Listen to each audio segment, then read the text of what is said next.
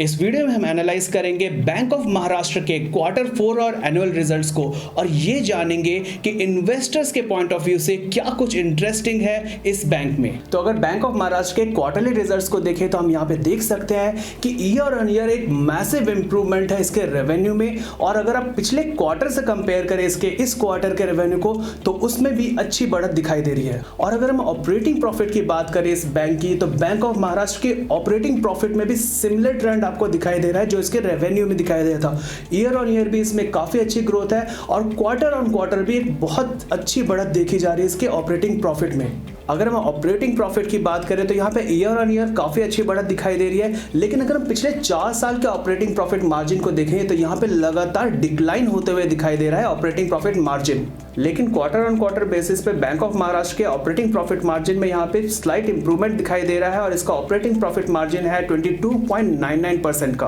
और ध्यान देने वाली बात यह है कि पिछले 10 क्वार्टर में इसका ऑपरेटिंग प्रॉफिट मार्जिन सीधा डबल हो गया है 11.04% जो कि दिसंबर 2020 में था, और अब इसका ऑपरेटिंग प्रॉफिट मार्जिन हो गया है बढ़ के 22.99% जो कि काफी अच्छी खबर है इन्वेस्टर्स के लिए। अगर इबिट की बात करें तो यहाँ पे उसमें भी आपको सिमिलर ग्रोथ दिखाई दे रही है, क्वार्टर ऑन क्वार्टर बेसिस पे काफी अच्छी इंप्रूवमेंट है इसके इबिट में। और अगर नेट प्रॉफिट की बात करें तो यहाँ पे भी हमें सिमिलर ट्रेंड दिखाई दे रहा है, कंटिन्यूअस अप ग्रोथ है इसमें, कंटिन्यूअस इंप्रूवमेंट दिखाई दे रही है क्वार्टर ऑन क्वार्टर बेसिस पे। और अब आते हैं बैंक ऑफ महाराष्ट्र के सबसे इंटरेस्टिंग पॉइंट पे, ग्रॉस एनपीए जो कि एक टाइम पे बहुत ज्यादा डिस्टर्ब कर रहे थे इनके बैलेंस शीट को, अब यहाँ पे उसमें काफी मैसिव इंप्रूवमेंट होते हुए दिखाई दे रही है, जहां पे दिसंबर 2020 में इसका ग्रॉस एनपीए 7.69% था, अब वो घट के 2.47% रह गया है। और अगर हम नेट एनपीए की बात करें तो दिसंबर 2020 में जहां पे इसका नेट एनपीए था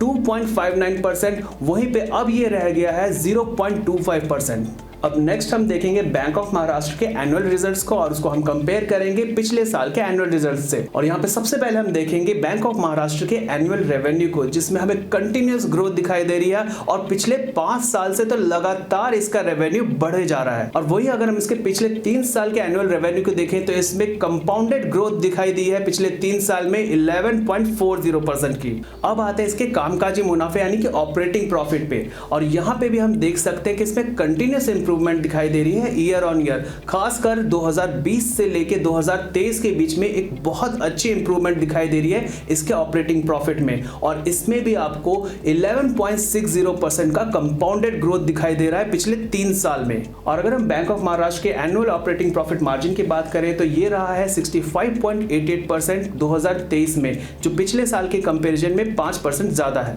अब नेक्स्ट हम देखेंगे बैंक ऑफ महाराष्ट्र के इबिट और इबिट मार्जिन को, जहां पे इसका इबिट बढ़ा है पिछले 3 साल में 25.90% की कंपाउंडेड ग्रोथ के साथ, वहीं पे इसका इबिट मार्जिन भी बढ़ा है 13% की ग्रोथ के साथ। और अगर हम बैंक ऑफ महाराष्ट्र के नेट प्रॉफिट की बात करें तो पिछले 3 साल में 86.90% की कंपाउंडेड ग्रोथ देखी गई है इसके नेट प्रॉफिट में, और सिमिलर ट्रेंड हमें देखने मिल रहा है इसके नेट प्रॉफिट मार्जिन में, जिसमें पिछले 3 साल में 69.20% की कंपाउंडेड ग्रोथ रेट देखी गई है। और अर्निंग पर शेयर इसका 77.30% बढ़ा है पिछले 3 साल में कंपाउंडेड ग्रोथ के हिसाब से। अब नेक्स्ट हम देखेंगे बैंक ऑफ महाराष्ट्र के नेट इंटरेस्ट मार्जिन को। नेट इंटरेस्ट मार्जिन एक बहुत इंपॉर्टेंट इंडिकेटर होता है फाइनेंशियल इंस्टीट्यूशंस के लिए, और पिछले 3 साल में बैंक ऑफ महाराष्ट्र के नेट इंटरेस्ट मार्जिन में 4.50% की कंपाउंडेड ग्रोथ देखी गई है। अगर हम बैंक ऑफ महाराष्ट्र के रिजल्ट को समराइज करें तो क्वार्टरली रेवेन्यू ग्रोथ में ईयर ऑन ईयर बेसिस पे इसमें 31.21% की ग्रोथ देखी गई है।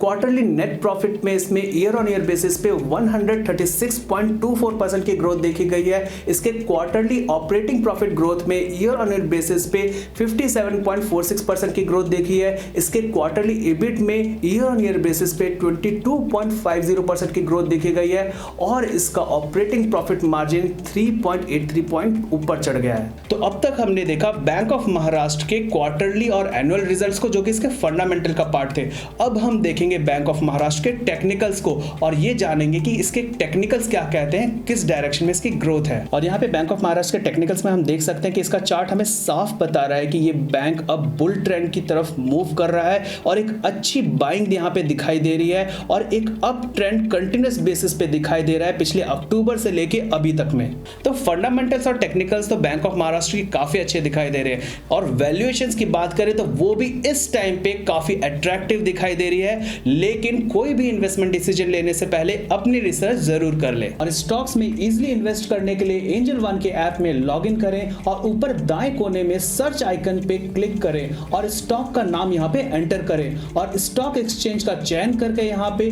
और फिर अपनी एनालिसिस के बाद बाई बटन दबाएं और इस स्टॉक को खरीदने के लिए लिमिट या मार्केट ऑर्डर पर लॉट साइज एंटर करें और फिर दोबारा बाई बटन दबाएं और अंत में अपना ऑर्डर प्लेस करने के लिए कंफर्म बटन पे क्लिक करें और आपका ऑर्डर प्लेस हो जाएगा।